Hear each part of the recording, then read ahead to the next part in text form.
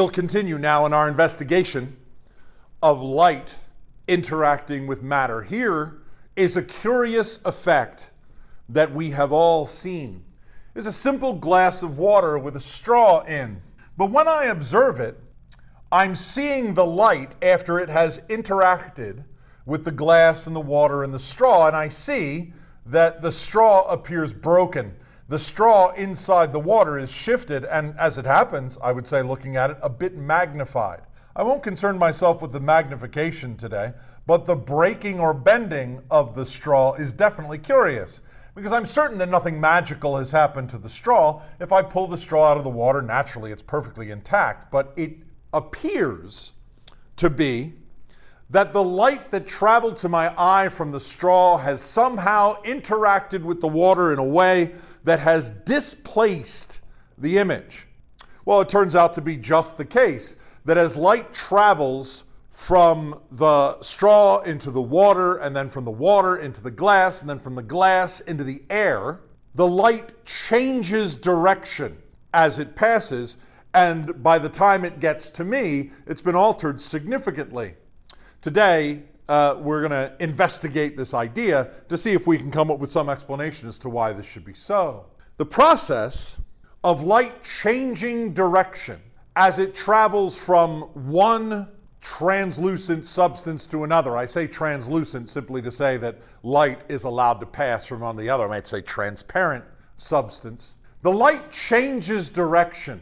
If I imagine once again that I have a ray of light traveling from the upper left here, again, an electromagnetic wave taking up all of space, but I've drawn one ray coming in. If I were interested in investigating the reflection of the ray off the surface of the water, then I would describe the angle of incidence, and I'll do the same thing here. The incident angle of the ray is measured from the ray to the normal, just as in the law of reflection. And it's true that in many cases, the surface of the water is sufficiently smooth that a portion of the light that impinges on the surface of the water reflects off the surface. There is a reflected ray here, and that reflected ray does obey the law of reflection. But that's my interest, that's not my interest for today, and so that ray has been left out of the diagram. My interest is that as the incident ray passes from the air into the water, its direction of travel is turned right at the surface of incidence. Might call the interface between the air and the water. So according to the same convention, in the same spirit, I defined the angle of refraction that describes the angle of the refracted ray relative to the normal. And so I would go into a laboratory and this is what I would observe. And naturally, the very next thing that I would do is go looking for a mechanism, a reason why this should be so. Well, the answer lies in the fact that the speed of light, c, is 3 times 10 to the 8th meters per second, but that is the speed of light in vacuum, where there is no matter for the light to interact with. I would hope that it doesn't come as a great surprise that when light travels through translucent matter, transparent matter, that the light interacts with the matter. After all, the matter is composed of atoms, the atoms are composed of charged particles, and since the electromagnetic wave is electric and magnetic fields, and the charged particles in the atoms are susceptible to that, there must be some interaction between electromagnetic radiation and matter, and indeed there is. The speed of light is slower in translucent matter than it is in vacuum, because the interaction between the electromagnetic waves and the matter takes time, and that time slows the motion of the light through the translucent matter, reducing its speed. And so we choose to look at it this way, a helpful way of understanding why this would cause the light wave to turn. Instead of starting with light waves, I'm going to start with this set of wheels. So I have 2 wheels here connected by an axle, and I roll them. And it's sufficiently well constructed that when you roll these wheels, they roll in a straight line. So this initial dashed ray of incidence that I have is the path that the set of wheels roll toward the grass here. Now, the wheels roll very well on the sidewalk, but everyone knows that they will not roll so well in the grass. In fact, the easiest observation to make there is that they will roll more slowly in the grass than they will on the sidewalk. But what happens is because the set of wheels are coming at the interface between the sidewalk and the grass at an angle, is that the leftmost wheel is going to hit the grass first. So the leftmost wheel will be slowed, but the rightmost wheel continues on because it's still sitting on the sidewalk. It has a ways to go before it reaches the grass. And as a result of one wheel going slower than the other, the set of wheels will turn during the interaction with the interface until the set of wheels are entirely on the grass, at which point both wheels will proceed at the new, slower speed. And so their direction of travel has changed, and my diagram looks an awful lot like the process of refraction. The reason why I started with the set of wheels instead of actually looking at an electromagnetic wave is that the electromagnetic wave diagram looks quite complicated. Here's the same diagram again, but instead of using a set of wheels, I'll imagine the actual wave fronts that arrive at the interface between air and water. So here's the air and the water, and you see it's quite complicated because on the incident side, here comes the incident ray traveling on a path just like the wheels did, and we've drawn in here a sequence of horizontal lines. They represent the wave fronts of the wave, just like waves on the ocean. There's nothing wrong with that thinking or that interpretation of this diagram. The distance between the successive wave fronts, of course, is the wavelength of the light, which determines, in the case of the visible spectrum, the color of the light, by the way. We've already gone through the visible spectrum, and so we appreciate the relationship between the wavelength and the frequency and the speed. Well, when the wave fronts arrive, because the angle of incidence is not zero, you see that some wave fronts hit the water before other wave fronts do. And so the wave fronts that hit the water first are slowed because the speed of light in water is slower than the speed of light in air, just as the speed of wagon wheels in grass is slower than the speed of wagon wheels on concrete. And so the whole wave front turns until the entire wave front has made it into the water, at which case its direction, which is the ray drawn perpendicular to the wave fronts, has been turned. You might say, well, I got it the first time you showed the wagon wheels. That made an awful lot of sense. But there's another feature to this diagram that you don't get from looking at the turning of the wagon wheels.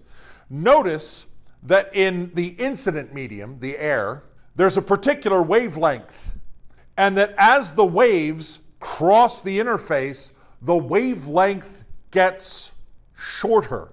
The wavelength has actually been reduced in the process. Well, okay, fine. That just seems to be the way that it is. If you slow down the leading waves, the trailing waves will catch up and the wavelength will get shorter. But consider the very famous equation that the speed of a wave is equal to the frequency times the wavelength. If the wavelength shortens, then it's an indication that the speed of the wave has been reduced. Well, maybe the frequency has changed. It hasn't. The frequency can't change because the number of waves coming into the interface per second has to be equal to the number of waves that pass into the second medium per second, or the waves would pile up at the interface. So as the wave is incident on the surface and refracts, the frequency of the wave cannot change. But it's clear the wavelength shrinks, which is a clear indication that the speed of the waves has decreased. When light waves travel from the air into water, there's a change in speed. But in fact, there's a change in speed for every material substance. The molecules and atoms of every translucent substance are different. And so the way electromagnetic radiation interacts with those substances is different. So there's a quantity that we use to characterize the interaction of a translucent substance and light, and it's called the index of refraction. It's simply defined here as lowercase n, is the speed of light in vacuum, which of course is 3 times 10 to the 8th meters per second, divided by v, which here is to represent the speed of light in whatever the translucent material is. Water, glass, diamond, quartz, whatever. And among glass, by the way, there's many different kinds of glass, all of which have different indices of refraction. Since the speed of light is the ultimate speed for light, and the speed of light in a substance is always less, then the speed of light divided by the speed in a substance is always going to be a number greater than 1. And so the index of refraction is always greater than 1. Also, because the units of the speed of light are meters per second, and the units of the speed of a wave in matter are also meters per second, the index of refraction is a dimensionless quantity. Like coefficient of friction, for example, it has no units. The larger the value of n, the slower light travels in that particular translucent medium. When light slows down, it bends toward the normal. I've already seen that happen as I describe the behavior of light when it goes from air into water. The index of refraction of air is so low that it's so close to vacuum that it has an index of refraction of 1. That is, we imagine in approximation that the speed of light in air is about 3 times 10 to the 8th meters per second. Because in air, there are so few atoms for the light to interact with that it's hardly slowed at all. If you were doing something very precise in a laboratory, in a critical experiment, you might consider the index of refraction of air. But we often consider it to be simply 1. The index of refraction of glass is higher because the light slows as it goes from air into glass. And so I see here a ray that begins at A. It has an incident angle measured to the normal as it impinges on the glass, and then it refracts toward the normal. That is, I observe in the laboratory that the refracted angle is smaller than the incident angle. And now that ray is traveling through glass. But if this glass were a window, it has a particular thickness, and then the ray of light inside of the glass will meet this interface between the glass and the air on the other side. What I discover in the laboratory is that when I go from a higher index of refraction to a lower one, the angle of refraction is larger than the angle of incidence. That is to say, when going from a higher index of refraction to a lower index of refraction, the ray bends away from the normal. Further experimentation reveals a rather stunning thing about this diagram. No matter how I arrange the incident ray, starting here at A, that ray impinges upon the glass here at the air-glass interface, refracts toward the normal, and then when it goes from glass to air, away from the normal again, so that the ray that comes out the other side is completely parallel to the original ray that entered the glass. It's simply displaced horizontally. Also, by the way, just to get the maximum I can out of this diagram, notice that a ray of light that strikes the glass surface perpendicular to the surface, that is, the angle relative to the normal, the angle of incidence is 0, passes directly through the glass without being refracted at all. Naturally, I'm interested in working out the mathematical relationship that would allow me to determine what the refracted angle would be if I know the angle of incidence, or vice versa, or a method for determining indices of refraction, whatever you like. There's a relationship among all these quantities, and I'm going to spare us all the exact derivation of the equation, but it's known as Snell's law, and it goes like this. I have two transparent mediums. I mean, it's air and water and glass, or glass and water, or diamond and argon, whatever it happens to be. Two different indices of refraction, which I've called N1 and N2 here. So N1 is going to be the incident medium where the ray is coming from, and N2 is the refracted medium where the ray is going to. Theta 1 is the angle of incidence in the incident medium, and theta 2 is the angle of refraction in the refracted medium. So for example, really quick, really easy to use this equation, making sure that my calculator is in degree mode, by the way. Let's say that here on the left-hand side of the equation, I'm going to have a ray that is in air and strikes an interface with glass that I have here on the right-hand side of the equation at an angle, at an incident angle of 30 degrees. The angle of incidence is 30 degrees. So the index of refraction of air is equal to 1. It's not exactly equal to 1, as I said, but it's so close to 1 that it's good enough for our purposes. That is, by saying that the index of refraction in air is 1, I mean to say that the speed of light in air is 3 times 10 to the 8th meters per second. The sine of the incident angle, which is 30 degrees, is equal to the index of refraction of glass. There are many kinds of glass with different indices of refraction, but 1.5 is typical for glass, multiplied by the sine of the refracted angle, which I don't know. So stirring this around, plugging all the numbers in, I find, solving for the sine of theta 2, that the sine of the refracted angle is equal to 0.333. That's a dimensionless quantity. There are no units on that. In order to find out the refracted angle theta 2, I just have to take the inverse sine of 0.333, which you can verify in your calculator works out to about 19.5 degrees.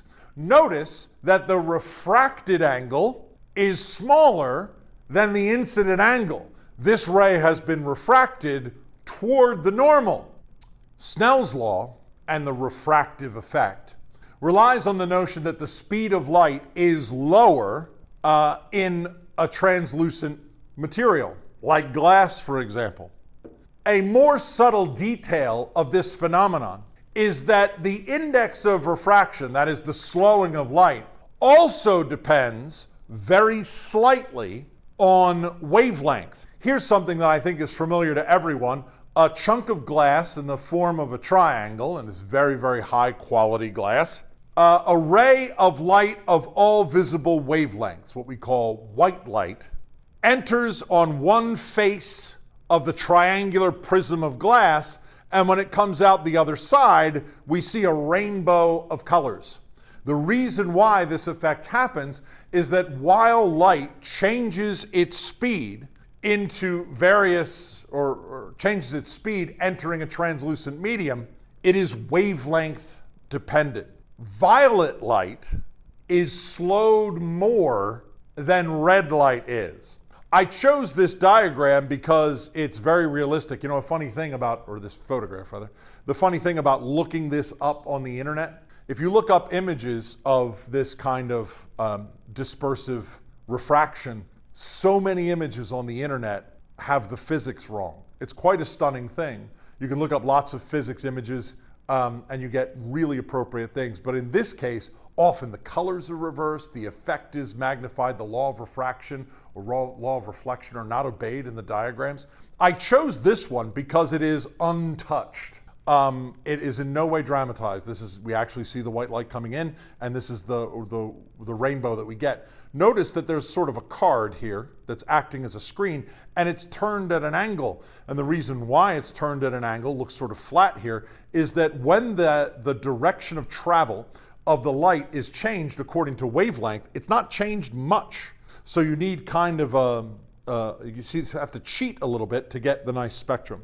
There's a thing about this that surprised me when I first learned about it. When the white light goes through the prism, it is the violet wavelengths, the bluey wavelengths here on the left, that are deflected the most by refraction. That is, blue is the light that travels slowest through the glass. And therefore, red light travels the fastest through the glass. And I thought when I first learned this is a very curious thing. And I asked the question, why should it be that the light that has the highest energy, blue light, remember that the energy of electromagnetic radiation is proportional to the frequency. Blue light has the highest frequency on the visible spectrum and therefore the highest energy. Why is it that the highest energy light has the largest deflection, meaning it slows the most, and the red light, which has the lowest energy, slows the least? I would think it perfectly reasonable. Since the blue light is very energetic, it forces its way through the glass, undeflected, because it insists upon itself by virtue of its very high energy. Well, that's exactly wrong, that idea.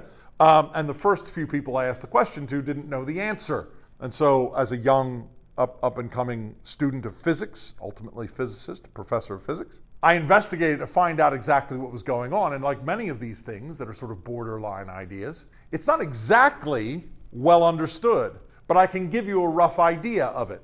Because the blue light is so energetic, when it interacts with the charged particles in the atoms that make up the translucent substance, it deflects those charged particles to a greater extent than lower energy light does.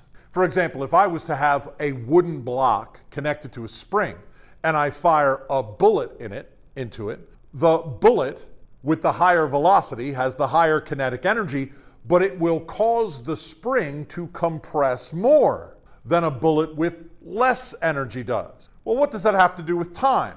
Well, if I shoot a bullet with high energy into the block, it compresses the spring a great distance, which means it will take more time for that spring energy to bring the block back to equilibrium again, and that time is what slows the blue light more.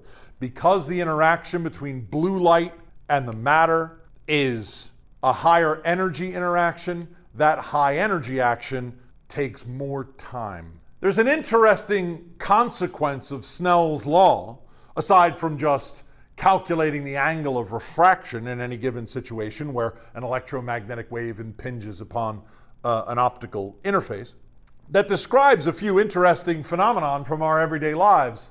Here I have a situation where I have a source of light, this flashlight here, which is inside a medium of high index of refraction.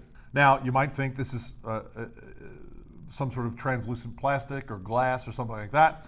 And then maybe the region above here where the refracted rays appear is air, where the index of refraction is lower. Now, when the light is incident from a high index of refraction to a low index of refraction, what we expect is that the light will refract away from the normal. Consider each case. In the first case here, the angle of incidence is so small that the refracted angle looks very similar, but it is slightly turned to the right. As the angle of incidence increases, I can see the refracted angle where the light is bending away from the normal, away from the normal. Well, at some point, you see, the incident angle becomes so large that the refracted angle becomes 90 degrees. And then beyond that incident angle, the critical, the refracted angle is like theoretically greater than 90 degrees. It means the refraction does not happen. Now, starting here on the right, I see the incident ray and the refracted ray, but there is a reflected ray. It's just not shown. And there's a reflected ray and a reflected ray and a reflected ray. Here, when the incidence becomes critical, all of the light is reflected and none of it is refracted. That is to say that if you were on the air side, when the angle of the light source reached that critical angle, you would see no light on the air side, that is the top side of the diagram. It would appear to you that the flashlight had vanished, because if no light comes to your eye, you do not have the sensation of sight, and the flashlight would become invisible. This critical angle can only happen when the index of refraction of the material that it starts in, here the lower index of refraction, that is lower on the diagram, is higher than the index of refraction it's going to. Well, if I want to force the refracted angle, which is theta 2 in Snell's law, to be 90 degrees, I appreciate the fact that the sine of 90 degrees is 1, and I can stir Snell's law around to solve for the sine of the critical angle is the ratio of the indices of refraction. I can actually then choose the indices of refraction, one of them probably air, and 2 probably air. I could choose the index of refraction n1 so that the critical angle is very small indeed, or as small as possible. What happens then is I have a substance for which most rays inside the substance cannot refract out, but are internally reflected. This process is called total internal reflection. And it's responsible for a number of phenomena. But the idea is that past the critical angle, you don't get any refracted ray at all, and the light reflects completely back. So here I see a fish underwater, and the fish is looking upward at the surface of the water. I don't know if you've necessarily experienced this personally, or if without any personal experience, maybe you saw in a documentary where they show scuba divers deep underwater. And when you look back toward the surface of the water, you do not see the entire sky to the horizon, as you would if you were standing in the middle of a field. Instead, directly overhead, you see a circular region where there is light coming from above the surface. That is because there's a critical angle associated with the index of refraction of the water and the air above. The index of refraction of the air divided by the index of refraction of the water. The inverse sine of that is this critical angle. Now, rays that come from under the water and strike the surface reflect off the surface and reflect. There's no refracted ray. Here on the left, looking at the leftmost ray, that ray impinges upon the surface. But because it's beyond the critical angle, it reflects completely. It does not refract. It reflects completely, and that light comes to the fish. So the fish sees the surface of the water from underneath reflecting what is under the surface of the water. Similarly for the next ray on the left. Now, light from above can only come in through this narrow region at the top, which explains that optical phenomenon. By the way, a light that comes in at a very shallow angle will refract in and come to the fish's eye, which is the reason why, imagine you're in a swimming pool and you sink all the way to the bottom, you have some nice goggles on, and your friends are sitting around the edge of the pool with their feet dangling in. When you look up from the bottom of the water, you will not see an image of your friends. You'll see their feet dangling in the water because you can see them directly because they are underwater.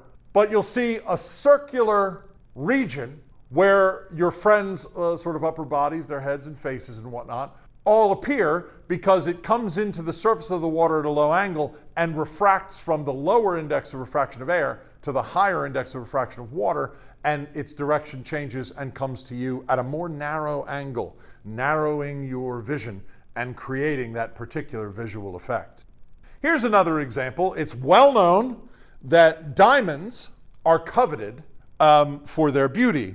And someone more cynical might say, well, it's just a clear rock. Well, I have to be honest, and while it doesn't have a great appeal for me, it is more than just a clear rock, because what happens is that white light, and by that, of course, I mean visible light of all wavelengths, comes into the top of the ring, like so somebody's wearing a ring, like an engagement ring or a wedding ring. The light comes in through the top of the diamond. You might imagine that because the diamond is transparent, that light simply travels through the diamond and I guess hits the person in the finger if they're wearing a ring, and that light is now gone. It's absorbed by the finger or whatever. That is not what happens, because the index of refraction of diamond is such that the white light that comes in refracts. And by the way, that refraction process on the diamond is subject to dispersion. So there's a little bit of separation of wavelengths, very, very tiny separation of wavelengths. And that refracted light goes to the bottom of the diamond, it's okay for me to call this the bottom of the diamond, and the diamond is faceted in such a way that this is the critical angle, so that light does not pass out the bottom of the diamond, but is instead totally internally reflected, where a bit more dispersion is happening. The dispersion is separating light by wavelength as it travels. Then another total internal reflection, and the light eventually travels back to the top of the diamond again. This has two effects. The light that shines upon the top of the diamond eventually comes out of the diamond again, making the diamond appear that it is illuminated. Just as we look up in the sky and it seems like the moon lights up, it's just reflecting light back again.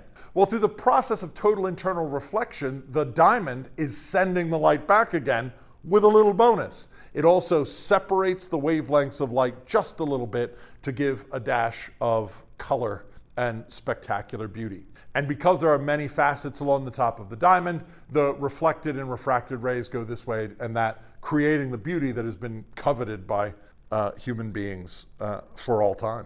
Another important phenomenon, and it's funny because I've shown it here as sort of an artistic thing. Perhaps you've seen one of these sort of bushy light sculptures where there's clearly a source of light in the base unit here, but the light travels along these plastic fibers, and at the end of each fiber, there's a significant illumination, as if there's an LED there, but there's not. The light simply ends, the fiber simply ends cut off as if with a pair of scissors, and the light arrives at there and simply lights up the end of the plastic tube. The reason why is that the index of refraction of the plastic is chosen in such a way that when light enters the end of one of the plastic filaments, here at the source of light, the bottom, the light goes in, and because of the way the indices of refraction are chosen, we manufacture the plastic to have a particular index of refraction, all of the light that travels through the inside is totally internally reflected, and so the light doesn't refract out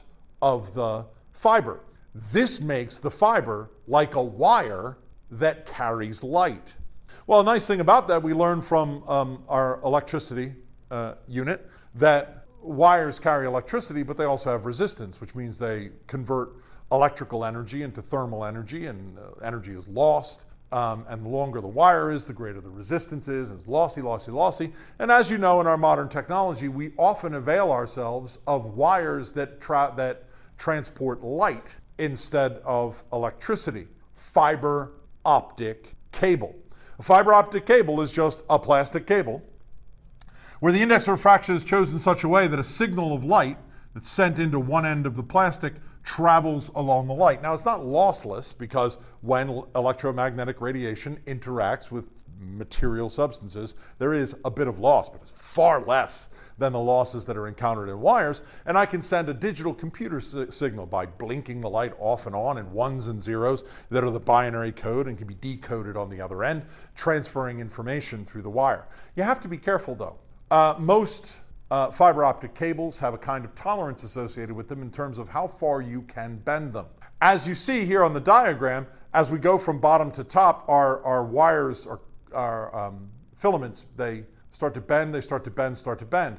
The first time that the light, here look at the leftmost filament here, the first time that the light intersects with the side of the filament, the angle is well beyond the critical angle, and so it totally internally reflects. But then as it comes to a more curvaceous piece of the wire, the angle of incidence actually gets smaller and smaller, risking the critical angle. So if you have a fiber optic cable that you're using for transporting data and you're fishing it through a wall somewhere trying to get it to where it needs to be, unlike an electrical cable, you can't bend it to 90 degrees in order to get around a corner or stuff it behind a 2x4 in a wall. Because when you do that, inside the wire, you make the angle less than the critical angle, and you actually lose the light signal out the side of the fiber optic cable.